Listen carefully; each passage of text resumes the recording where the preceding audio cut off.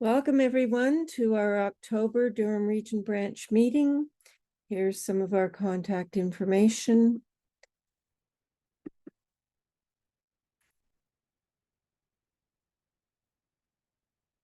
I'm glad you were able to join us tonight. And this is our agenda. We'll do a few announcements and some business, and then we will get to our featured speaker, Glenn Wright, talking on Proudly She Served Canadian Women in Uniform, 1885 to 1945, in celebration that October is Canadian Women's History Month. The Durham Region Branch acknowledges the lands and peoples of the Mississaugas of Scugog Island First Nation, the Chippewas of Georgina Island First Nation, and a large Métis community. We recognize the lands on which we gather are covered under the Williams Treaties and rest within the traditional territory of the Mississaugas. We honor, recognize, and respect these nations as the traditional stewards of the lands and waters on which we meet. So notice is hereby given that our branch annual general meeting will be held at our general meeting of November 7th for the receipt of reports of the last year. It will be very brief. So on to the treasurer's report as submitted by our treasurer, Sheila Iaconil. We had deposits. This is the treasurer's report for Q3, July, August, and September.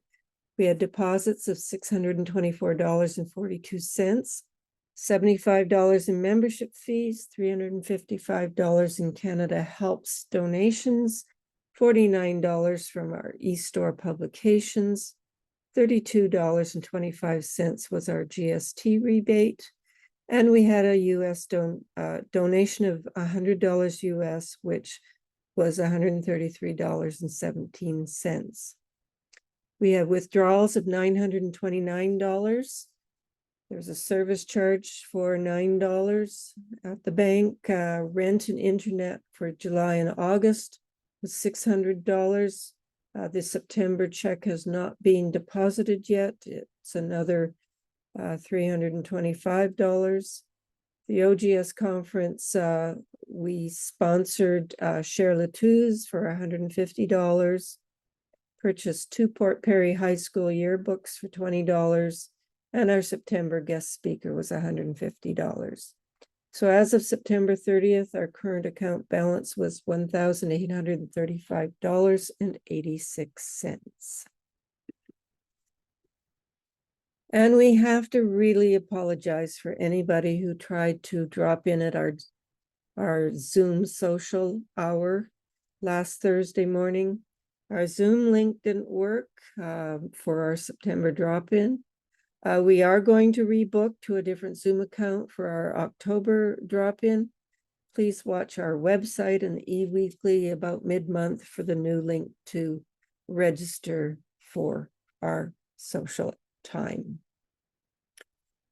So the Archives of Ontario has released some vital statistic records. What happens is that once they receive the records from the Registrar General, Ancestry scans and indexes them. So as of June the 4th, marriages from 1933 and 1934 and deaths in 1943 are available on ancestry.ca website. Deaths in 1944 will be released later this year. And if you don't have an Ancestry account, go to your local library. I think just about every library in Ontario has access to the Ancestry Library Edition. Please note that some of the earlier births till 1911, marriages till 1927, and deaths to 1937 continue to be available on the Family Search website. OGS Conference 2024, registration opens November 15th. The moniker is an interactive experience, explore, engage, enjoy. It's June 14th to 16th in Toronto. This is the first in-person OGS conference in 5 years.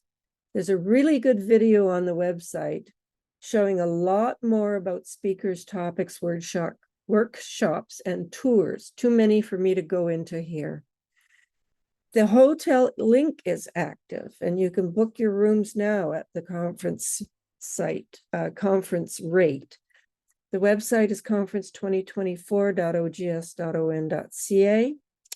And go ahead and get your room booked at least, and the registration will be in about 6 weeks. This Thursday is the monthly Ontario Ancestors free webinar, and we have a double header on land records with Janice Nickerson and Ken McKinley. Up first is Janice Nickerson at 6:30, which is an earlier time than normal. She'll be talking about Ontario land records demystified. Then join again at 8 p.m. when Ken McKinley will present Family Search's Ontario land records. You do need to register separately for each webinar, and the direct link is ogs.on.ca/upcoming-webinars-2023/.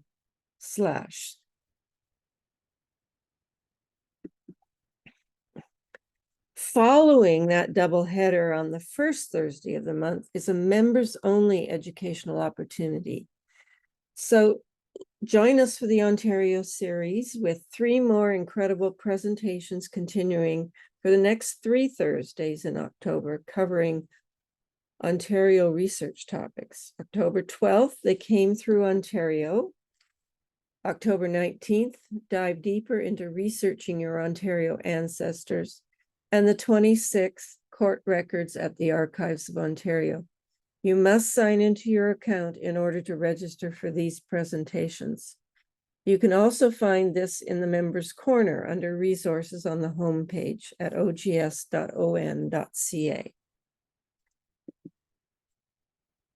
Folks, here's a great deal from MyHeritage. If you have tested your DNA at another company like Ancestry, Family Tree DNA, or 23andMe, you can download your raw data file and upload it to MyHeritage at no cost to yourself. And that's the normal situation.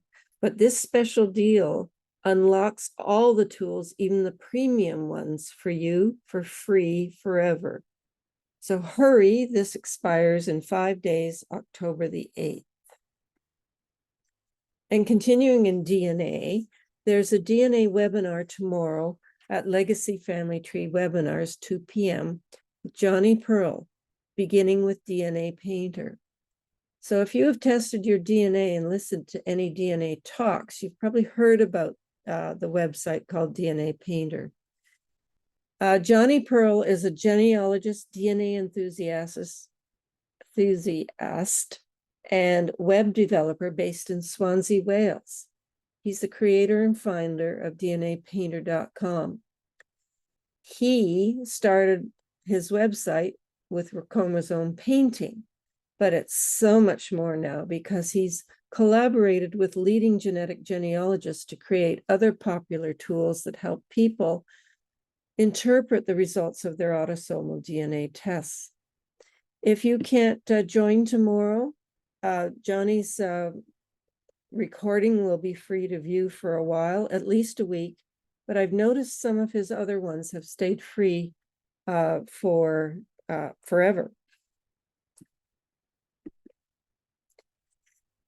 So going to Glenn's local area, the last weekend of October, the British Isles Family History Society of Greater Ottawa's 3rd annual virtual conference will take place October 28th and 29th. And I'm going to call it Bafisco from now on. It will focus on Scottish ancestry with particular attention given to migrants and the decisions that inspired the waves of migration. The virtual format will give everyone access to some of Scotland's top historians and genealogy experts, and registrants will be able to connect with archivists and seasoned family historians at the conference Connect time. This will have representatives from family history societies around Scotland, available to registrants for consultations. The speakers include Christopher Fleet of the National Library of Scotland, Marjorie Harper of the University of Aberdeen, Michelle Leonard, an expert in using DNA for genealogy, Robin Bell Lewis, along with Chris Payton, and Kirsty F. Wilkinson, both well-known professional genealogists and authors. The conference registration gives you the presentations, the Connect session, social time, expo hall, door prizes, and access to the videos and handouts until November 30th. And it's $30 for BAFISCO members and $40 for non-members. In local news, the Lakeshore Genealogical Society will be holding a hybrid meeting in person at the Coburg Library, October 11th, or via Zoom, and the pre-registration is required. The email is there.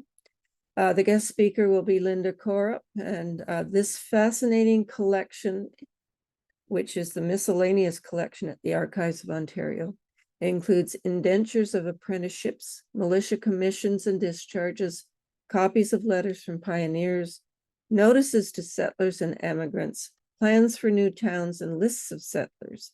Linda will guide us how to access a chronological listing that is searchable electronically, and will share many interesting items from the collection. As always, volunteers are always welcome in light of our annual general meeting next month. Remember, distance doesn't matter anymore. If you can help in any way, please contact me at durhamchair@ogs.on.ca. Indexing, typing, editing, cemetery updating, newsletters, articles, publicity, Tony indexes. What are your strengths? I'm sure that we have a project that could use them. And now for the feature presentation. During the 1885 Northwest Rebellion, a small group of nurses and nuns provided medical care for the wounded and sick. It was the beginning of a tradition that would see women serve in the South African War, 1898 to 1902, and the First and Second Wars. In this presentation, we will look at the history of this contribution and explore the records that we can use to document Canadian women in uniform. Glenn Wright was born and educated in Toronto, Ontario. Following graduation from the University of Toronto, he worked as a researcher for Pierre Burton before joining the Public Archives of Canada in 1975, which has had a couple of different name changes over the years. During his public service career that spanned more than 30 years, Glenn worked as an archivist, historical research officer, and for many years, assistant historian with the Royal Canadian Mounted Police.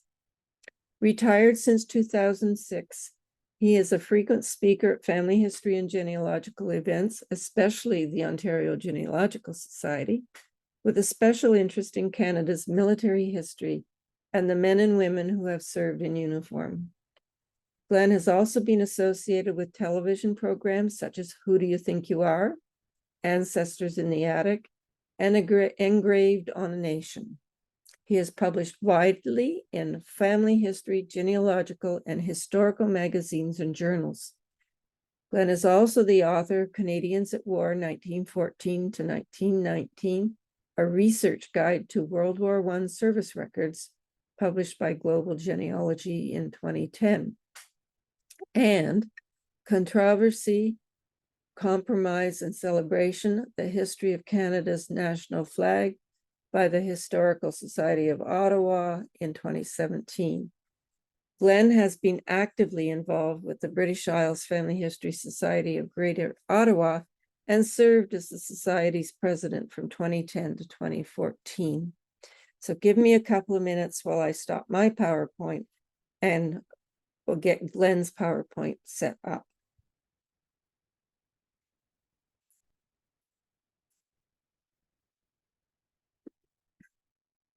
But anyway, look, thank you very much, Nancy, for inviting me. I Slow down there. Oh, I shouldn't have said your name. Anyway, good evening, and I'm pleased to be here, and I hope that what I have to say, at least some of it, will remain with you.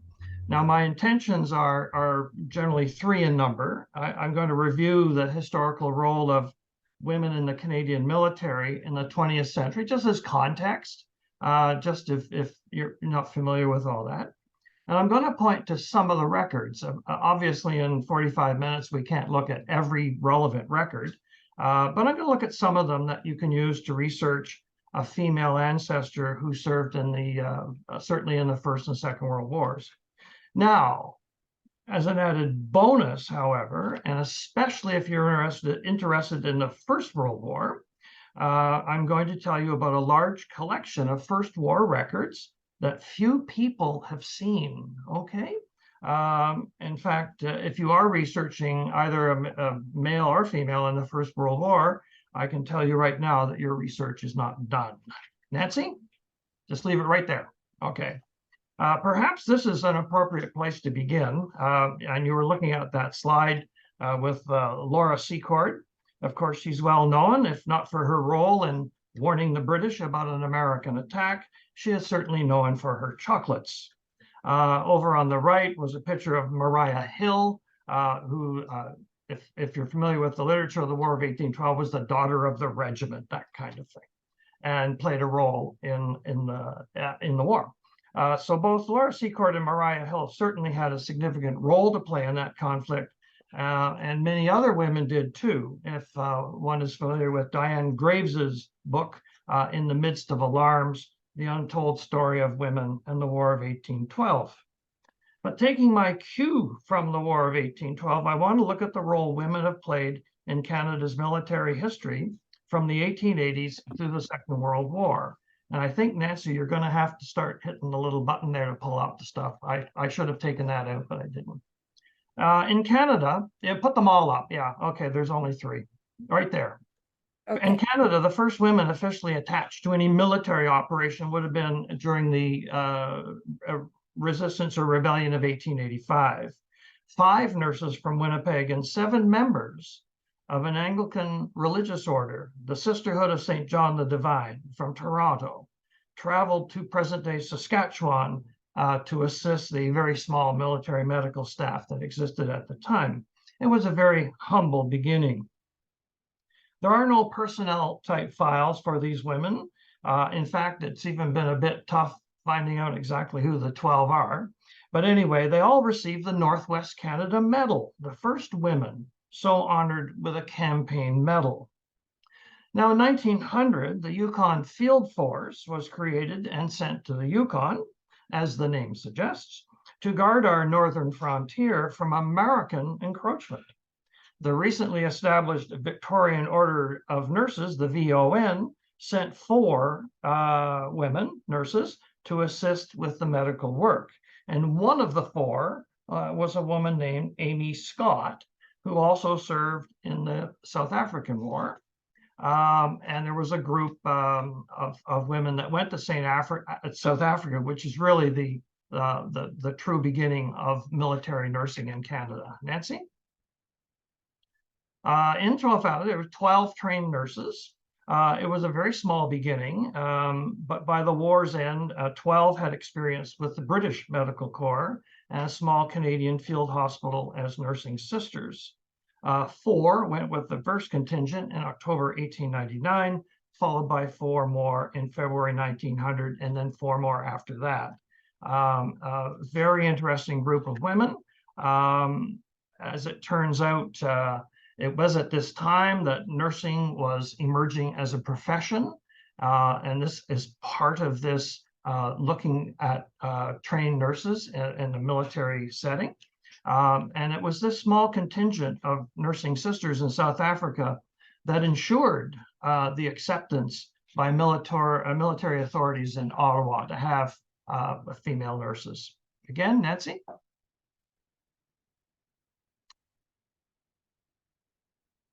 Okay, there is a Library and Archives Canada still features a database for the South African War.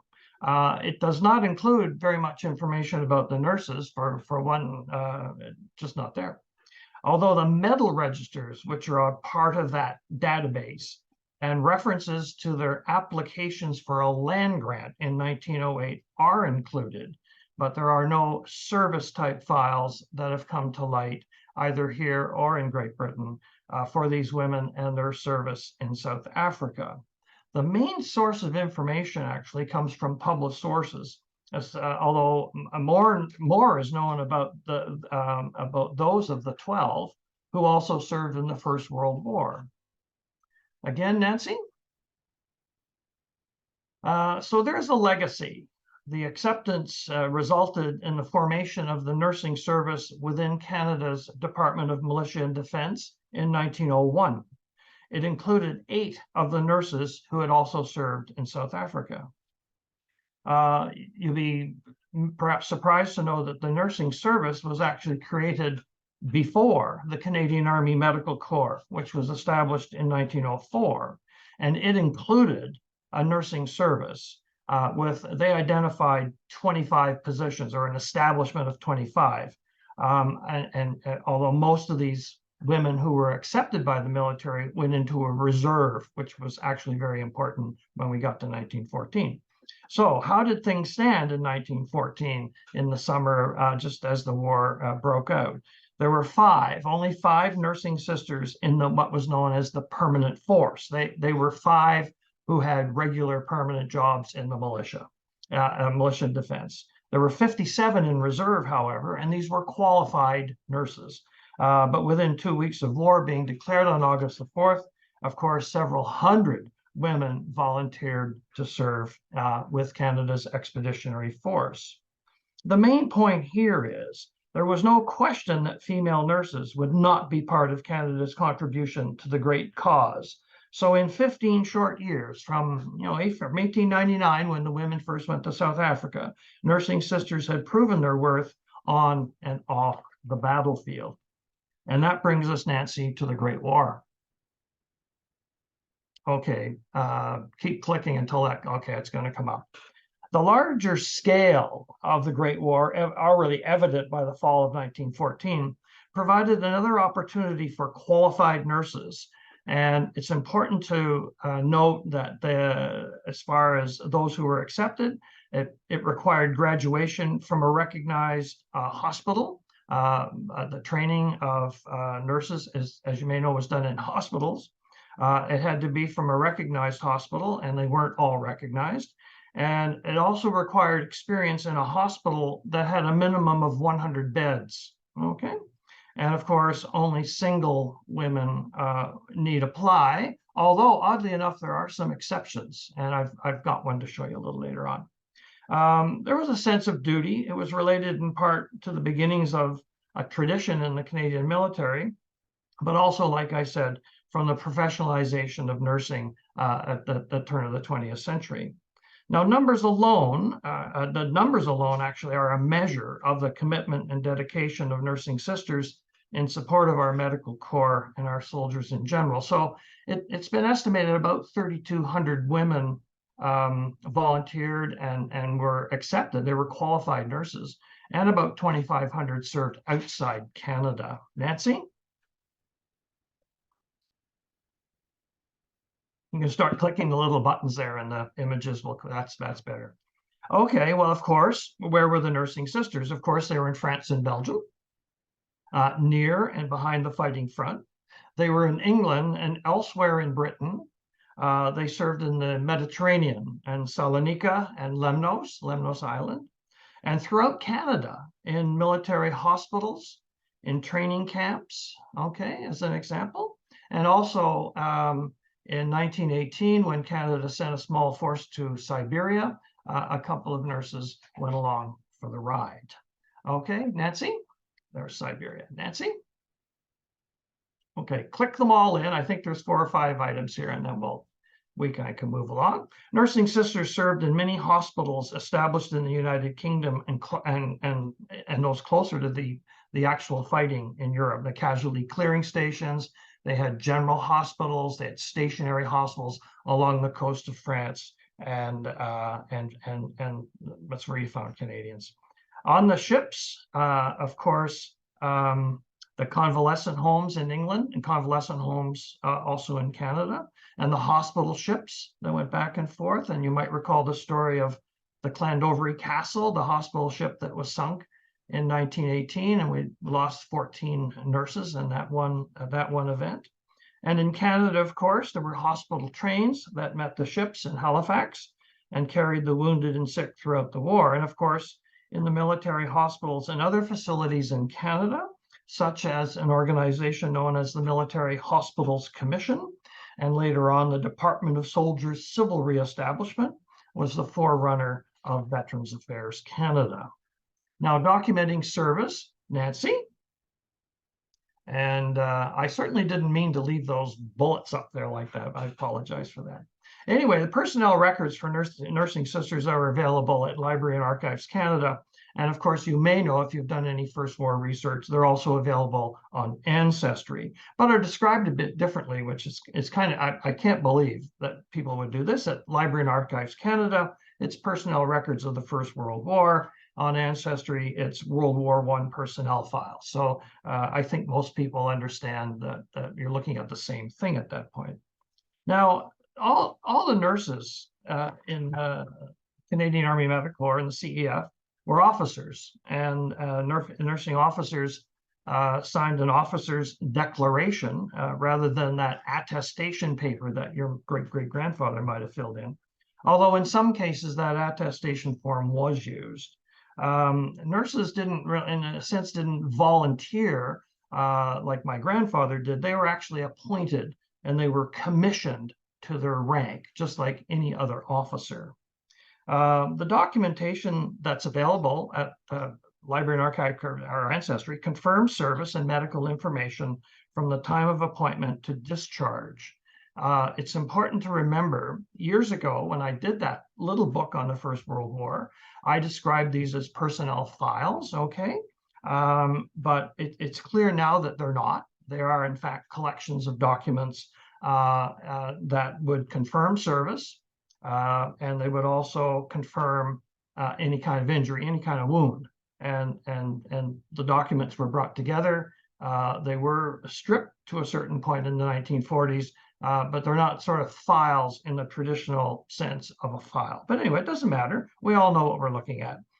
The most important document on a service file, be it a nurse or a male, is the casualty form active service. And that records the movements of the nursing sister from her departure from Canada, arrival in England, postings in England, eventual posting to France or Belgium or to Greece, okay? And home again at the end of the war. And it's important, if you're looking at that for the first time, is to try to draw some kind of timeline, some kind of chronology. It will certainly help with the record. So the next one, I'm going to show you an example, Nancy. This belonged to nursing sister Mabel Emma Bruce, who in fact was from the Durham area, okay? This one is actually, I chose this one because it's typewritten and a lot of them aren't. So this one is actually a lot easier to read. So it's a detailed summary from her arrival from Canada in October 1915, her initial postings in England to Westcliff, to No. 1 General Hospital, is when she goes to France at where it's underlined there about halfway down the form. She's been posted to No. 1 General Hospital in France. And then after that little line there, it's going to tell you that the hospital was at Étape on the coast. And it goes from there. And we can go to the next one too then, Nancy. The rest, and you can see this one goes on for quite a while. And at the bottom of the form, there's an indication that she's about to come home, okay, at the end of the war. There are other documents on the file, as you've probably seen when you've been looking at male ancestors, where you can determine the ship they were on and when they came home and where they were discharged, that kind of thing. In Mabel's case, she was awarded the Royal Red Cross second class, okay, and it's an award that was given out to over 200 Canadian nurses actually during the First World War, and it's marked there right on her form. And we're going to move on now to some related documentation. And Nancy's going to bring all that stuff up. Of course, if you've done work on a male ancestry, you'll know about war diaries. All the units in the, say, the infantry, for example, had to keep a diary of their activities once they arrived in France or Belgium. They didn't have to keep one when they were in England, oddly enough, and that's unfortunate. But anyway, you would look at diaries if you were looking for your grandfather, and likewise, nurses. All the hospitals kept diaries, and in fact, they kept them even in England, unlike the fighting units. And so these are all available. Most are digitized and online at Library and Archives Canada. So it's important to know about the diaries. Some of them include a matron's diary, and the matron will often indicate exactly what each nurse was doing, which is kind of interesting because it really doesn't, that doesn't show up on her file exactly what she was doing. It will tell you where she was, and that's about it. So the diaries are there, and they're available for all the hospitals, and they're also available for the ships that brought soldiers home at the end of the war. And all of those ships bringing soldiers home, half a dozen nurses were posted to those ships as they traveled home. In effect, they had to work their way home. Okay. Now there are other records aside from the service records. The war diaries. There are records of the Director General of Medical Services, which had an office in London during the First War. And of course, the larger level, the Canadian Army Medical Corps. There are a number of records in the archives. Very few of these are digitized, but the collection search is getting a lot better. And you can often find files relating, say, to a particular hospital or a convalescent home in England. That might in fact be worth a look if you thought one of your ancestors was posted there. Now, but what I'm going to tell you about are something called rank, service, and pay files. These files came to light not that many years ago. They're on microfilm, and there's no index, okay? In fact, I'm talking about 202 reels of microfilm. They're now available on Heritage Canada as militia and defense personnel files.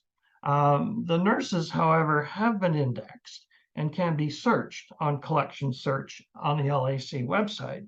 But more importantly, these files, although not extensive in every case, include information that is not found in the CEF documents. Okay, I can't emphasize that enough. The information is not found on what we regard as that CEF file. And I'm going to show you a couple of examples. Nancy?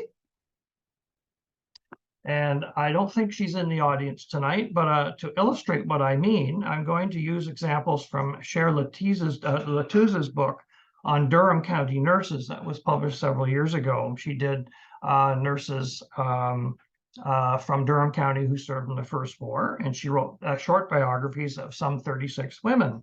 Now, interestingly enough, 30 of the 38 served with the Canadian Army Medical Corps, including 2 nurses who actually had pre-1914 service. She identified 1 who served with the British Red Cross, 4 who served with the United States Army, and 1, I looked at it and I wasn't sure either, but I think the woman served in Britain with some kind of British medical outfit. Okay, that's as far as I can go. And of the 36, there was 1 who died of natural causes. And that's really why I want to look at a nurse called Anna Whiteley, and she'll be on the next screen. And this is nursing sister Anna Whiteley. I said at the beginning that only single women need apply. In fact, Anna Whiteley did in fact marry some years before the war. It did not work out, and she separated from her husband. I suspect it was not a formal separation. In fact, he died not long afterwards. And so effectively she was a widow, and she carried his name though. So this is what I said earlier. She didn't sign an attestation paper. She filled in an officer's declaration paper, which had essentially the same kinds of information. Certainly when and where she was born, and she was born in Manvers Township. Her present address in London, Ontario, I thought was most appropriate. She lived on Piccadilly Street. She lists her next of kin. It was her sister and her sister's address, her religion, and when she was taken on strength, or when when her appointment took effect as a nursing sister, and that was on May 17, 1916. Very little in the way of a medical assessment. They simply noted that she was fit. Okay, next screen. Now this is a document that only appears in these rank, service, and pay files, and this is her initial appointment. This is her official appointment to the Canadian Army Medical Corps. What's interesting, it is a form that she filled in herself. Okay, it's not done by somebody else, and she signs it, and it's dated, and it was done at London, Ontario. These are found on most of the files of the nurses in these research pay files. We want to look a bit more at this. Now, we're going to look at Anna's demise, okay? Her CEF file does not include a lot of information. It tells you when she died in April 1918, and it tells you why she died. She had a tumor. I think it was probably cancer, and that's it. Okay, you don't learn anything else about her. But look what we find on the rank, service, and pay file. Nancy, over on the left is the letter that was written to her mother from the matron-in-chief, who was a woman named Margaret MacDonald, who was the matron-in-chief throughout the war, and she's writing to Mrs. William Henning, which was Anna's birth name. Mrs. Henning, her mother, lived in Cleveland, Ohio, and received this letter in April 1918, informing her that her daughter had died. Margaret MacDonald does say, quote, her work was above the average and always appreciated, MacDonald wrote, and she was a favorite with her matron and companions. Now, on the right is a complete list of her possessions, her personal effects that were gathered together and sent home to either, I think it went back to her sister who lived in London, Ontario.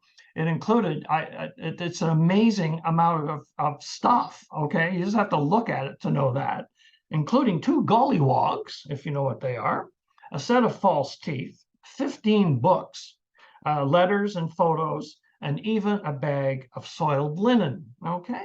And when you think that's enough for one person, and it's all going back to Canada, at the very bottom it says they also have, in addition to all of this, they have a trunk that's locked, and they left it locked, and they sent that back to Canada as well. So this kind of documentation, when Scherer came to write about Anna Whitley some years ago, she used the CEF file and that kind of thing, and some other material.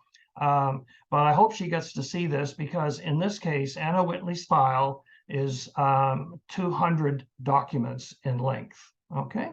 It also includes her last will and testament, correspondence with her family on the settlement of her estate, and also correspondence about her burial in Wimereux in France, and so on and so forth. It's just packed with information like that. Not every file is like that. Some of the other nurses, you might have a file of 15 or 20 pages only. But I'm going to show you a bit more from this stuff too, because it's really worth knowing. And the next slide, Nancy, I'm going to show you how you order one, and we're going to use Mabel again, Mabel M. of Bruce. The one at the top gives you a microfilm number and a file number, and then it also gives you the real number and the image numbers. Okay, effectively the page numbers. So for Mabel M. of Bruce, there are 57 pages covering the years 1915 to 1924. That's in her rank, service, and pay file. And the bottom one is the normal file, the CEF file. So if you were looking for Mabel Bruce, you would now have 2 files to look at. And we'll look at a couple of the documents off Mabel's file just to show you how different it is from a CEF record. Next, Nancy.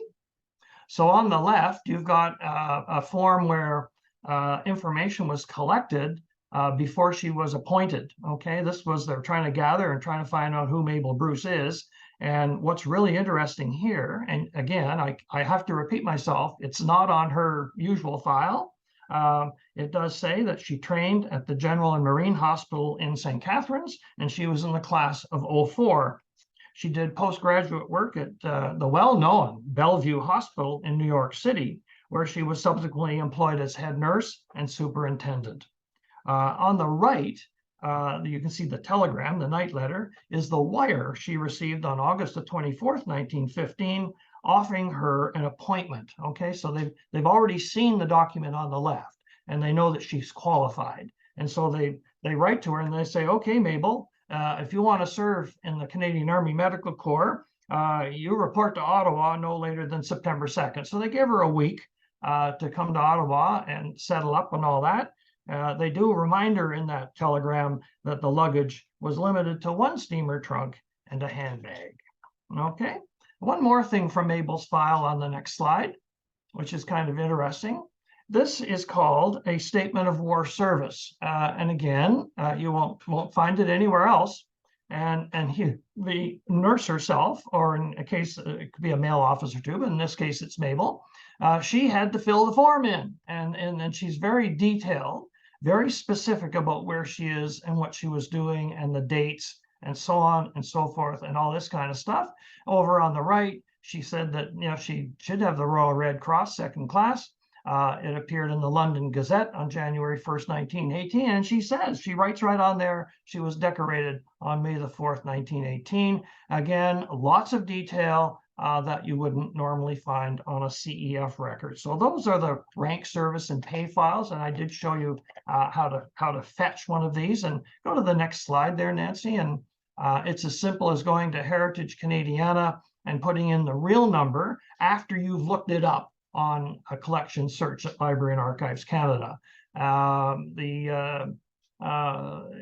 Again, some of the files could be 10 or 12 or 15 pages, and then some of them are quite lengthy, quite detailed. And of course, if someone died, and this applies to men as well, if he was an officer, the files do include wills and estate matters. Okay, the files, these are primarily nurses that you can look for now. The 200 reels of microfilm, other portions have been indexed and have not yet been uploaded to the collection search at LAC, and you really need that. You just can't go to Heritage Canada and pull up a reel of microfilm. You'd be lost forever.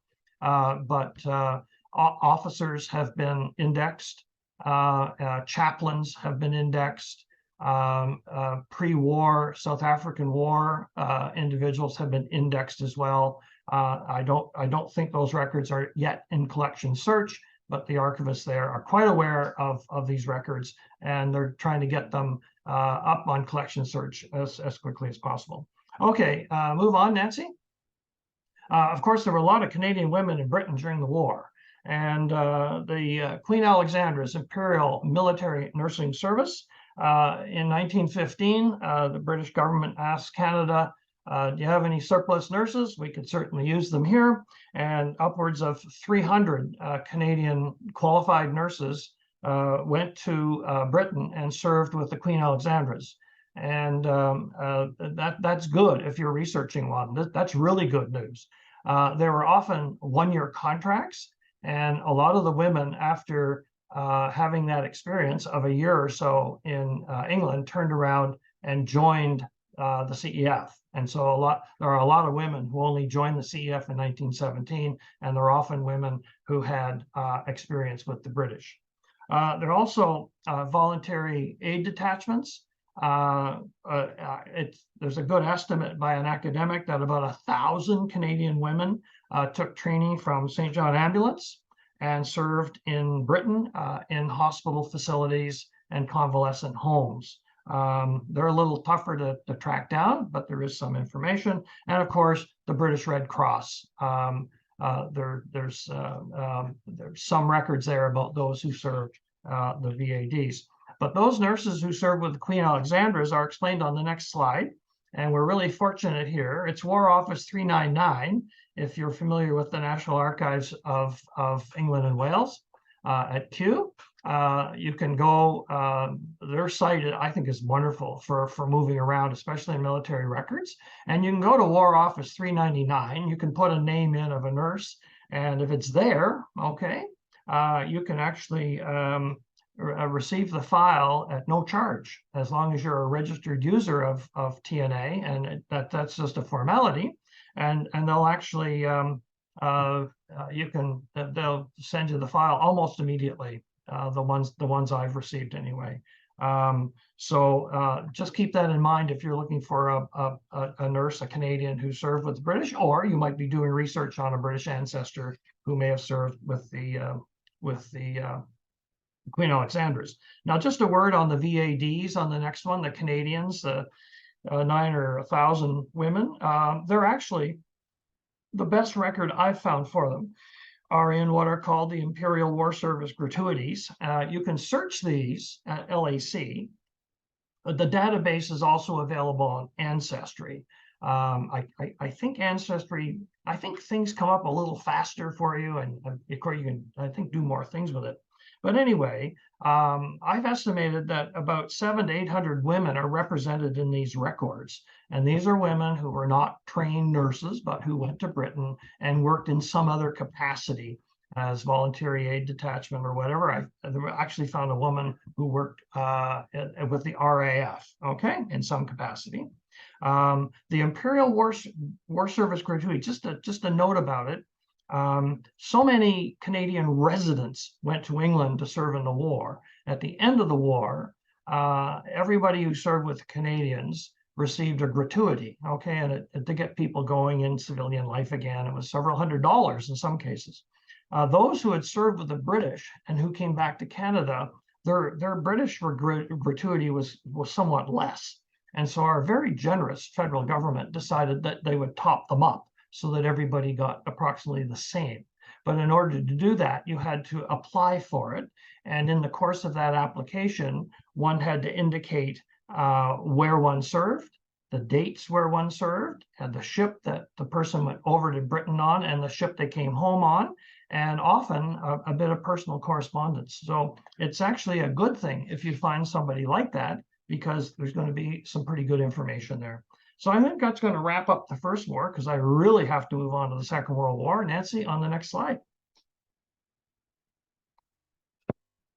Now, this is very different, but remember, we're only 20 years removed from the end of the First War. I think that should be kept in mind. The experience of women in the Second World War was very different than the First War. Women entered the workforce as never before and in greater numbers than 25 years earlier. But most significant departure was the creation of service corps for women. So no longer were women expected to do the traditional military role of a nurse. And of course, there were nurses, but it expanded considerably in 1941 and 42. Now, unfortunately, we can't document those who worked in factories and that kind of thing, but women in the military can be documented very well. So we'll go on to the next slide there, Nancy. And I just wanted to show, you can click them in there, how women answered the call. And you can see that the Canadian Women's Army Corps, over 20,000, the RCAF, you see the number there. And there's one more, the nurses, there was about 4,500. And so that's a considerable number of people, a considerable number of women who were joining the services that about 1941, 42. It was, of course, an attempt to free men up to serve. It was also, I think, maybe not immediately, but there was recognition that women were indeed capable of taking on a wide range of tasks and responsibilities to assist the war effort that no longer had to be done by a male in a uniform. And of course, it represents a significant breakthrough for women generally in Canadian society, much greater, I think, than the strides made in the First World War. Nancy? So there's lots of reasons why women join the military. Family history, for example. A woman might have had brothers, friends, sisters, Their fathers and even their mothers might have served in the First War. Some, we're only 20 years from the end of the war. And while a lot of these folks were born in the early 20s, you can almost be assured that their parents, their grandparents, their aunts, uncles, whatever, were certainly familiar with the First World War. So it was released from economic depression that had settled in 1929. It was still ongoing in the 30s. In one memoir, a woman named Sarah Johnson claims that it gave her work when there was none, a trade when she never would have been eligible for, and more importantly, regular meals and accommodation. There was also a sense of adventure and travel, not only within Canada, but also overseas. Friendships and camaraderie and prospect of marriage were all factors. Now, it was also a break from the norm. Women with responsibilities rarely assumed. There was no immediate need now to settle down. There was no need to be dependent on a husband. It altered family relationships. And I think for us who were born in the 50s and the 40s and the 50s, we're part of that. We feel the effect of that. And of course, it was duty. We have to remember again that the women who flocked to join the colors in 41 and 42 might very well have come from families who experienced the First War for sure, and may have suffered because of that war. So you can understand why someone would want to join either the Army, Air Force, or the Navy. Next one, Nancy. And we're just going to go through the different Army, Navy, Army, Air Force, Navy. Women in the Army dates from about August 1941. And again, like I said, to fill non-combatant roles that were usually done by males. But the Army, women in the Army saw service outside Canada, certainly in Washington and New York and London.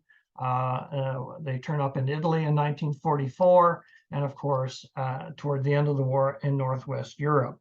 About 3,000 women served outside Canada, and that would include the joint staff duties in Washington and New York, and of course in London, where Canadian military headquarters was. Filled numerous occupations, from secretaries and clerks to drivers, wireless operators, lab assistants, mechanics, bookkeepers, and in fact, there was even one female chaplain.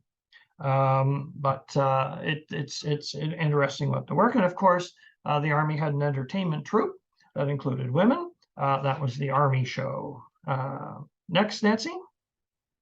Now, documenting war service, of course, there would be an application, an entry interview, far different than the First War, much more detailed. Medical information, they would be a summary of service on a file, where, when, the rank, and down to discharge, of course. So what I'm going to do is look at a couple of these documents on the next slide, Nancy. And this is Annie Giles, and this is a copy of her attestation. It's very similar in a way to what we have for the First War. And this form was completed by Annie, who volunteered with the Canadian Army Medical Corps in 1942. And you can see there the types of information that were collected, the usual stuff, right?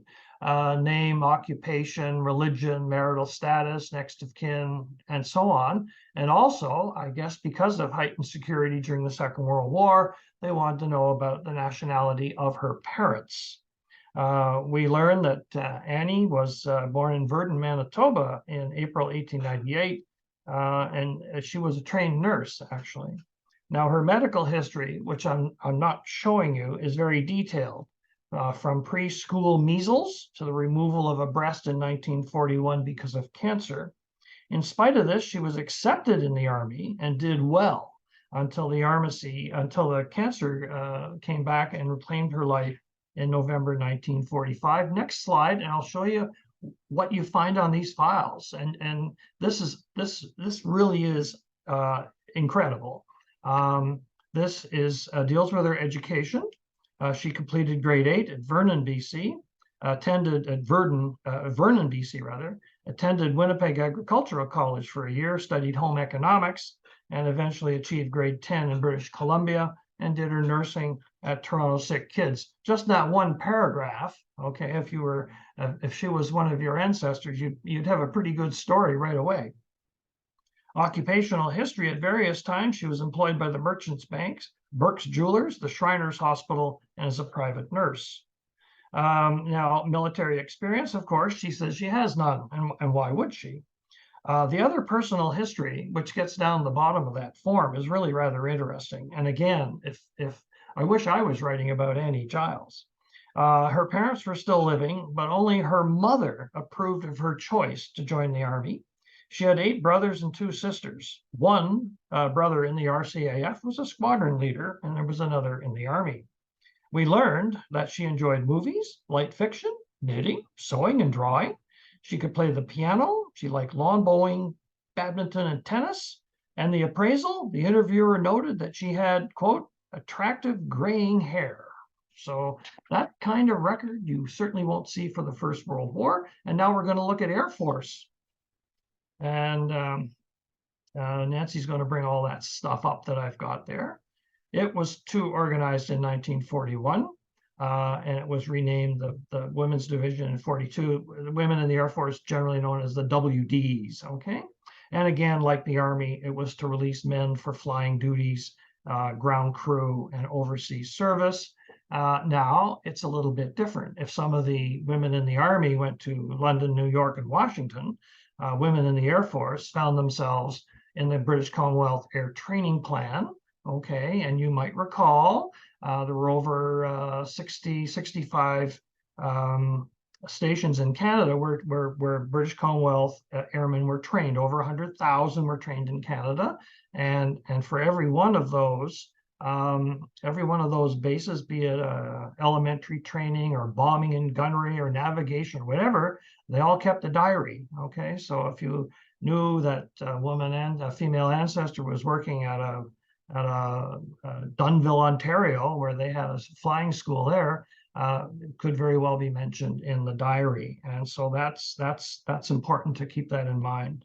But women also served outside Canada, as I indicate there. They served in Canada, United States, and of course in England. And I'll show you an example of an attestation for the Air Force.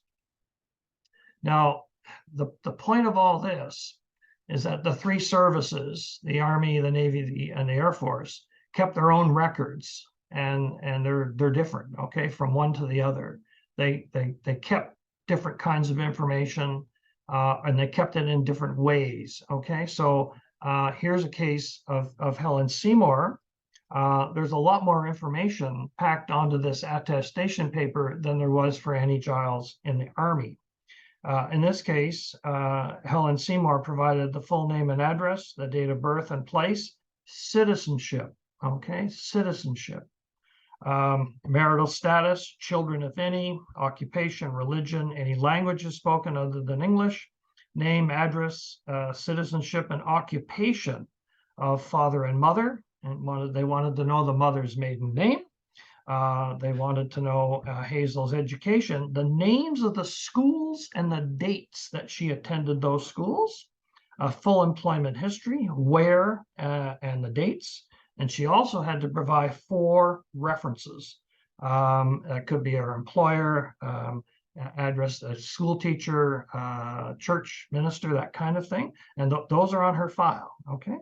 And a complete medical history and her interest, in this case, piano and badminton. Next slide, Nancy. Women and men in the Air Force, most of the files are this. On the left-hand side, it will be a record of service. The whole card is a record of service. On the left side, it will list all of the different bases that she went through and the dates she was there. And so for every one of those locations mentioned on the left, there is a diary, okay? They call them in the Air Force operation record books, okay? And that's noted in the handout. But anyway, that's what you get, all this sort of detailed information. So you're doing a chronology or something, you've got a lot there to put together. And in this case, it indicates where she was and when she was there. Okay, in Hazel's case, she was at Toronto, Dunnville, Rockcliffe, Mossbank, Saskatchewan, and that's where she died in the spring of 1945. How about the Navy? Nancy, on the next one.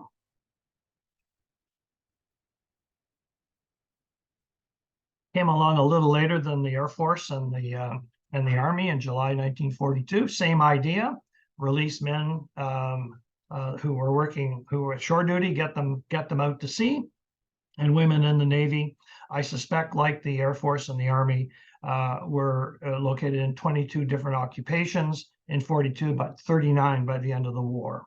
And a lot of this was done at home, but also abroad. And so you have Wrens, okay, as they were known in England, Scotland, Washington, New York City, Newfoundland especially, okay? And in the handout, there is a book that talks about the training of women in the Navy, which oddly enough was done in Ontario. Next slide, Nancy. This is Dorothy Britton, and again, the form is different. She joined the Wrens in June 1943. The attestation form used by the Navy is somewhat simpler than that used certainly by the Air Force and even the Army. But there's the personal information that we find on these forms, including what they ask for is the original nationality of her parents. There's a physical description down to the color of her eyes and hairs. There's a brief summary of education, but no specifics, unlike there was on the previous file where the schools had to be listed and the dates attended. So it's clearly not as detailed as the previous two, but I'll show you something on the next slide. Dorothy, she had trouble. Dorothy had trouble fitting in after she grew up in Toronto and wasn't very far from home, but then she was posted to Saskatoon, and things did not go well. And so the Navy decided to assess her suitability in March 1944. And the information collected here, done by interview, is very revealing. And I can tell you this woman is deceased, and that's the only reason. This file is available, freely available, actually. It gives a occupational history during the late 30s, early 40s. It didn't look too good for Dorothy. She joined the War Finance Committee in Toronto in 1941, but left to go to the cottage for the summer. She worked at the Red Cross and a law office, and nothing appealed, so she joined the Navy as a stenographer, but she was unable, apparently, to handle the work. The interviewer found her very distracted and said she had a queer laugh. She was very homesick, and but anyway, it goes on like that. She didn't like her mother. She preferred her father, and she liked reading murder mysteries, and she was a big fan of Perry Mason. But Dorothy's war ended tragically, and I'm just going to leave it there. Next one, Nancy. This is sort of similar to what we saw for the Air Force, and it is a complete listing of the different postings that she had, the establishments, okay? In some cases, up in the left-hand corner, obviously a woman is not at sea, and it's very confusing because some of those shore establishments actually share a name with an actual ship, okay? But believe me, she was on no ship whatsoever. And there's, again, quite a bit of personal information there. And she died in service, and down on the right-hand side, the memorial cross was sent to her mother. The next one, just a brief note about nurses. There were about 4,500, 4,600 nurses in the Second World War. In fact, there were dozens and dozens and dozens who actually served in the First War, re-enlisted, okay? They were mostly able to work in Canada.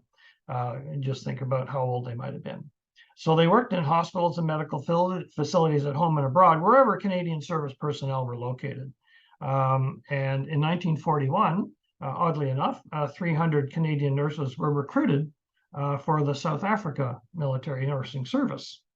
I might add that untold hundreds, if not thousands, of Canadian women volunteered for the Red Cross, the St. John Ambulance, and other organizations and service at home and in the United Kingdom. But the point is, Army, Air Force, Navy, nurses, all their records are at Library and Archives Canada. And show me the next slide, Nancy. And I won't go into it in a big way. I'm not crazy about the way they're refashioning their website. You have to sort of work to find this, I think. How to ATIP a military record. And, there are certain conditions that still apply.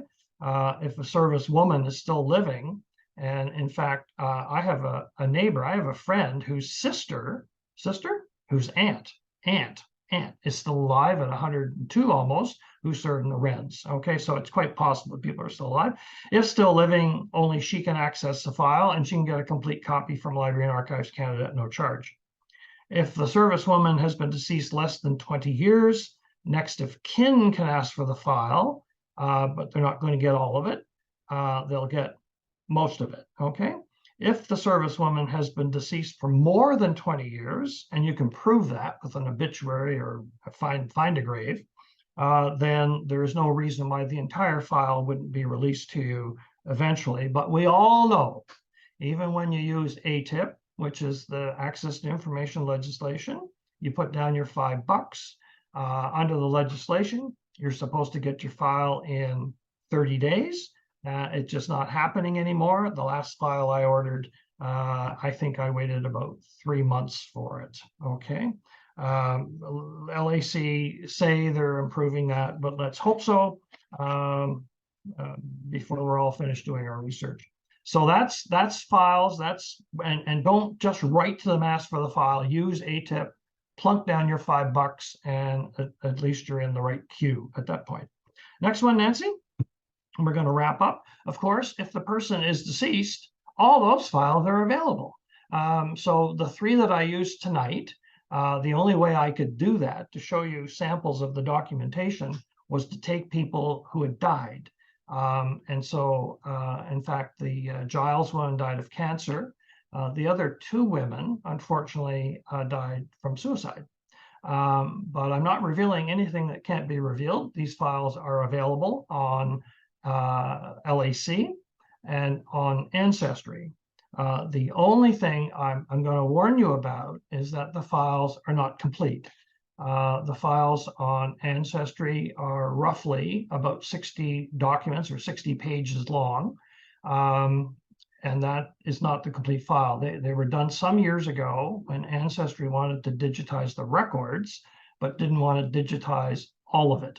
And so there was a selection made. So if you have someone who died in the Second World War and you've seen the file on Ancestry at LAC, you haven't seen all of it. You're going to have to go back to LAC and ask for the rest of it, because that's what it is. So that's the way it is, folks. Anyway, let's finish up with the last slide.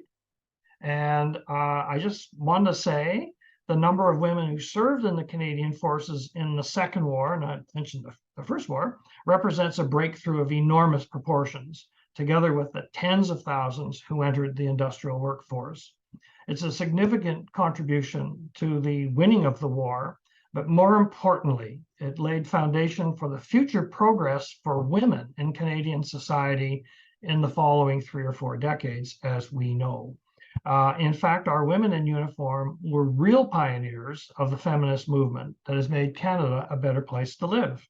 And women have proven themselves in uniform to this day in administrative, operational, and combat tasks. Women have moved from caring for soldiers to being soldiers, and I thank you very much. Okay, Nancy, that's it.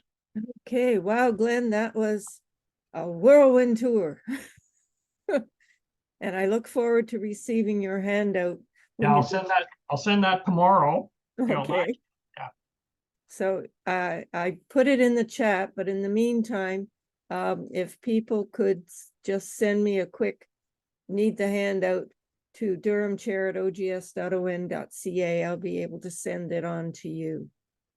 So let me stop my sharing and then see if I can find my PowerPoint. Okay, my very first question, I got it this afternoon, Glenn. Okay, so this question comes from Janice C. She found this pin in her great aunt's things. Oh, She has identified it as a Canadian Red Cross pin from World War II. yeah. And wants to try and find out who it belonged to. And I asked her a couple extra questions, and she said that it was in with some pins that did not belong to her aunt, great aunt, or her husband. And so she's got a couple of questions for you. Do you know if this was from overseas, in Canada, or both? And would there be any records kept anywhere? Mm. Well, she might want to try the Canadian Red Cross. I think that's probably Canada only, and it's probably people who, women who volunteered, that kind of thing. If it doesn't have a number on the back, I mean, it's not a war medal per se. It doesn't. I handled it. I handled Yeah. it this afternoon, so it definitely doesn't have No, number I on the think that back. would be impossible to find out who it belonged to. But I Yeah. think the Canadian Red Cross might be the place to go to find. I'm assuming the Red Cross does keep its archives. I haven't seen any of this stuff, but that would be the place to go, and she might get at least a history of the medal and who earned it, that kind of thing. But Okay. identifying the original owner, I don't think so. Probably not, but No. still, she would be able to disprove her aunt, her great aunt, if she did find Yes. some way to look. Okay. Okay, before I go on to that, I'm gonna just stop the share for a minute and gonna see if we've got questions. And of course, Ken McKinley said that I should have made you a co-host and maybe you could have done your own sharing.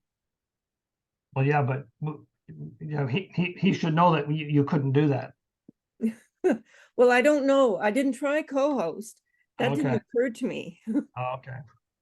Okay, so there were questions about the handout, and I've already answered that. And Helen is saying, my mother was a Canadian Army nursing sister and was posted to South Africa, where she met my father, a captain in the Royal Air Force. Wow, that's good. Family story there. Janine L is asking, do you have any information about the Meet the Navy traveling show? Well, no, I don't, but there are files at LAC on the different shows that the services had. Oh, perfect. Yeah. Okay. Yeah, Ken's saying I could have made you a co-host because I was host. That's enough, Ken. Yeah. Well, I'm afraid we've learned a lesson. Yeah, next time, Nancy. Next time. Diane S is saying, my mother was in the Canadian Navy in World War II. I requested her records several years ago and received them, but did I understand you correctly that when we hit 20 years after her death, I may be able to submit another request and receive additional information about her? It would depend how much you received the first time. Some years ago, if it was done some years ago, you might not have received everything. Okay. Archives was stingy. I mean, the main concern is privacy, so it would have overridden everything. Yeah. But if it was So, several years ago, I'd probably be tempted to ask again. yeah, and that's what she says. Thank you. It's worth a try. That's definitely the end, unless someone else is typing. The end of the questions that I have. So thank you very much, Ken. Well, thank you, Ken, for giving me the hints that I could have used an hour and a half ago, 2 hours ago. But thank you, Glenn. Oh, well. Wonderful. Wonderful thank you, presentation. Nancy. Thank you all those who came out tonight. It's really nice. It's great. I really appreciate it. I really do. And I hope that we all learn something. So that's great. Oh, learn something. The head is spinning. And I don't even have any women in uniform.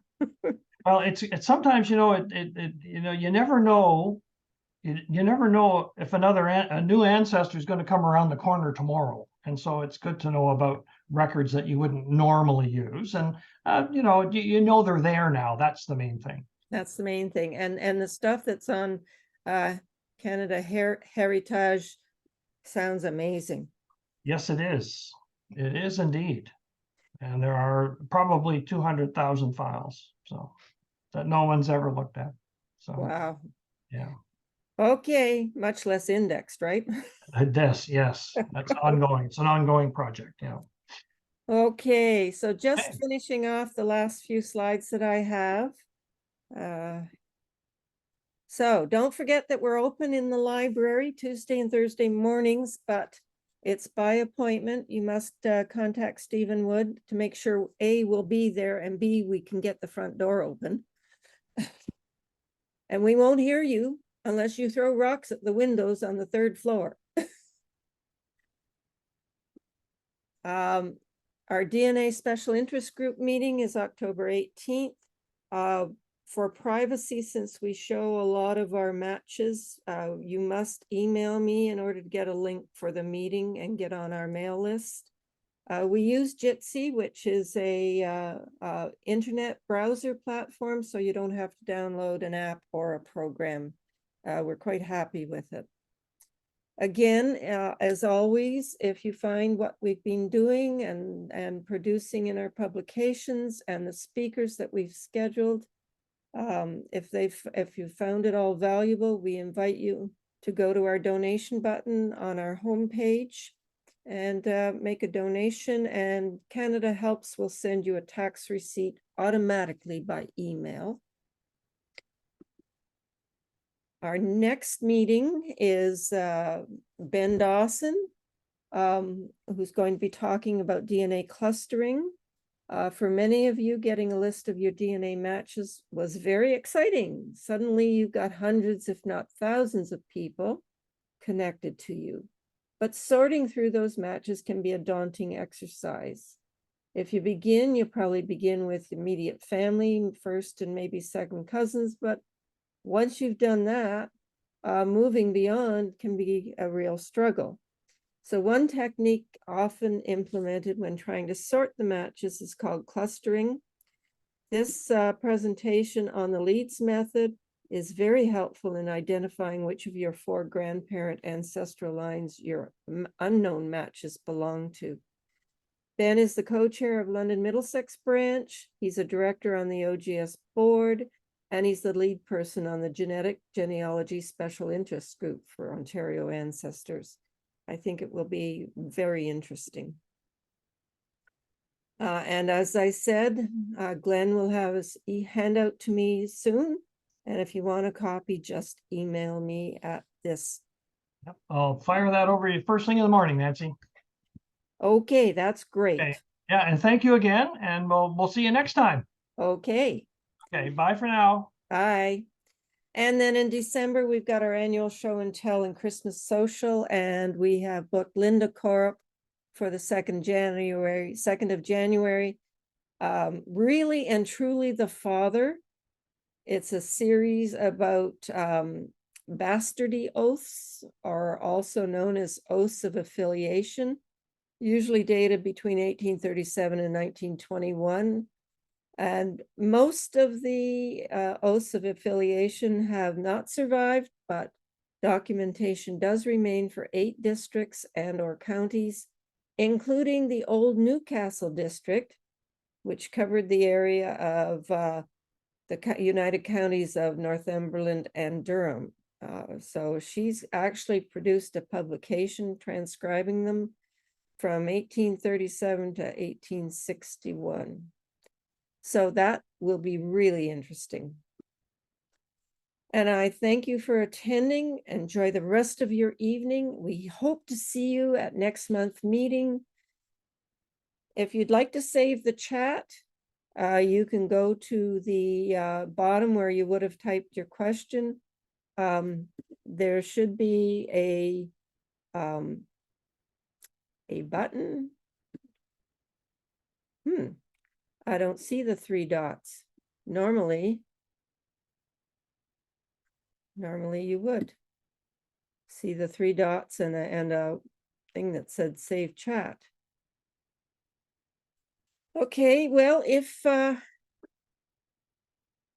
I've definitely got to save the chat. Ken, you put a really interesting comment about the Red Cross site.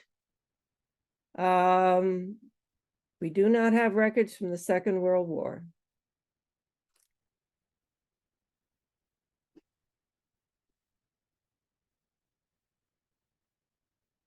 Okay.